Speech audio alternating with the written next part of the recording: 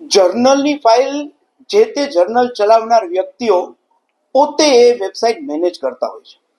ISSN નો number એમને લીધેલો હોય, એના કારણે લોકો એની પાસે પેપર પબ્લિશ કરવા આકર્ષતા હોય છે.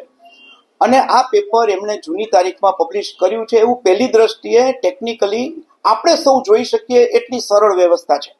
આપ એના ઓનલાઈન જર્નલમાં જાઓ, જર્નલમાં જઈ અને ડિસેમ્બર 2015ના પેપર ડાઉનલોડ કરો.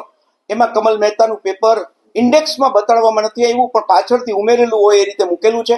એને ડાઉનલોડ કર્યા પછી એને PDF પ્રોપર્ટી ડાઉનલોડ કરીએ એટલે તરત જ આ પેપર કઈ તારીખે કેટલા વાગે જર્નલે અપલોડ કર્યું છે એ દેખાય છે. આ બન્યું છે એવી રીતે કે એની પાસે જે પેપરો હશે અથવા એને કોઈક પાસે કરાવ્યા હશે અને કહી દીધું હશે કે મને જૂના વર્ષમાં અપલોડ કરી આપો, એટલે આ જૂના વર્ષમાં અપલોડ થયા છે.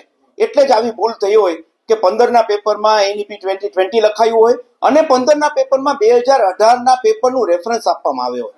પહેલી દ્રષ્ટિએ યુનિવર્સિટી સાથે છેતરપિંડી કરી જૂની તારીખમાં પેપર છપાવ્યા હોય એવું લાગે છે. હું એવું માનું છું વ્યક્તિગત રીતે કમલ મહેતા જવાબદાર, કારણ કે એનો પોતાનો સ્વાર્થ હતો. એને ટેબલ 15નું લેવલ 15નું પ્રમોશન જોઈતું હતું. સૌરાષ્ટ્ર યુનિવર્સિટીના ઇતિહાસમાં પહેલી વખત લેવલ 15 કોઈને મળવા જઈ રહ્યું છે અને એ ઇન્ટરવ્યુ થવાના છે.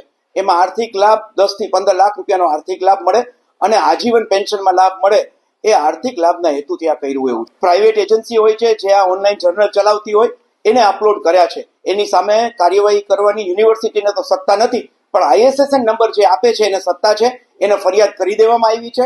મને એવો આશા છે કે ISSN ના નંબર આપનાર લોકો પણ એની સામે કાર્યવાહી કરશે. ચોક્કસ FIR થવી જોઈએ અને UGC રેગ્યુલેશન 1989 એને પ્રોફેસરો માટે, યુનિવર્સિટીના પ્રોફેસરો માટે કોડ ઓફ કન્ડક્ટ જાહેર કરેલું છે. આ કોડ ઓફ કન્ડક્ટનું પણ ભંગ છે, ઇન્ટિગ્રિટીનો ભંગ છે, એની વિશ્વસનીયતાનો ભંગ છે અને છેતરપિંડીનો પ્રયાસ છે.